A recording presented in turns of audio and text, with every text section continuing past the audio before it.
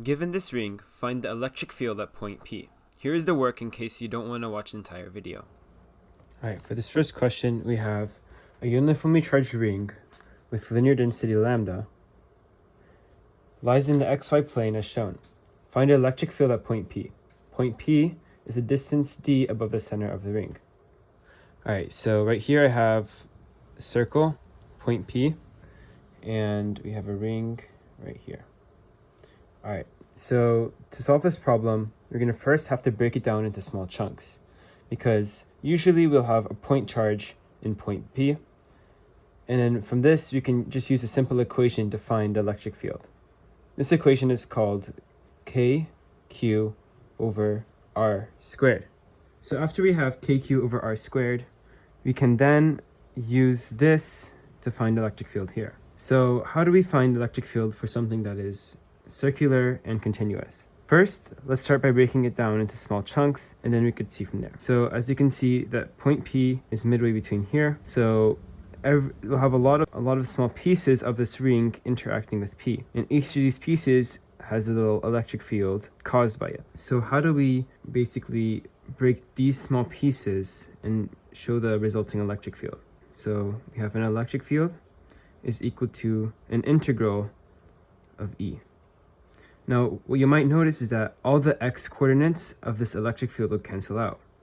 That is because when you have an electric field, they're all vector form. And if you have both going opposite direction in the x direction, these will cancel out when you add them together. And the resulting vector would have the added of the y components. By adding the y components, we can find the total electric field. So let's rewrite this equation. The total electric field is equal to the integral of EY. And EY will be the small little parts here. Okay, so now let's move on and break this down even more. So EY, or should I say DEY, because DE is a small piece of the ring. So our small piece of the electric field caused by a small piece in the ring. So let's rewrite this with this equation right here. The reason we're writing this with this equation is because kq over r squared is used for point charges like this. But and we usually can't use it with this circle right here, we can use it in this situation because we broke it down into small parts, and these infinitesimally small parts will be basically a point charge. So let's rewrite this as k dq over r squared. And remember, dq is a small charge, it's a small version of q. So we can also write dq as lambda dx. Now dx would basically be the length of the ring. And the length of the ring would be 2 pi r. So x is equal to 2 pi r, and then dx is a small piece of this. All right, let's move on to the second step. So now we have k dq over r squared. Let's rewrite dq as lambda dx, because we're going to try to integrate this over dx. I'll tell you why in just a bit. The reason why we want to integrate over dx is there's other options that we could use to integrate over. Like, we could integrate over theta. However, theta is a triangle, and if we have a ring, the theta won't change as you go around the circle. But we could use dx, because the thing that's changing as you go around the circle is the resulting electric charges due to each little change in the x direction. So by integrating over dx, it'll make it easier to calculate the resulting vector. So k lambda dx over r squared, and we can transform this even further by rewriting, and just going back a bit, back to dey.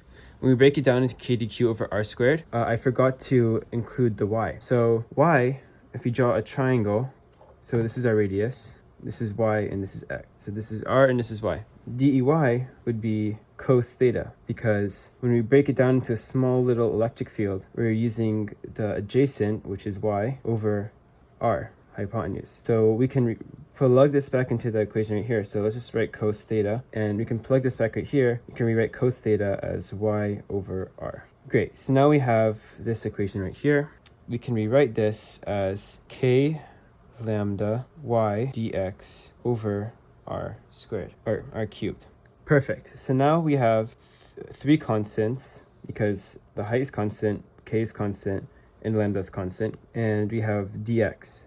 And if we want to integrate over dx, we have to rewrite this in terms of, or we want to just take out the constants right now. So now that we have it in this form, we want to take out the constants. So let's take out k lambda y and r cubed. R cubed is constant because r does not change, or Since x and y are constant, r does not change. So you have k lambda y over r cubed dx. And since there's nothing in here, we can just imagine it's, so what would the limits of integration be? In this situation, the limits of integration would be over dx. So as you go around dx, these small little chunks will eventually add up to 2 pi r. Remember when we said right here, x is equal to 2 pi r? So integrating over the entirety of x would be equivalent to from 0 to 2 pi r. Perfect. So now let's just write 2 pi r minus 0, which is the integral, times k lambda y over r cubed. And by multiplying all together, 2 pi k lambda y over r cubed. We can also substitute what we know for r, because r is, or in the original equation, y is equal to, or y is represented as d, so we can write this as d squared plus r squared, capital R squared, and r was x in this equation, so we can just rewrite this as d squared plus r squared, the square root of that, cubed, because it's hypotenuse, and 2 pi k lambda y. And y in this equation was d, so we just write d. And that's how we got the answer.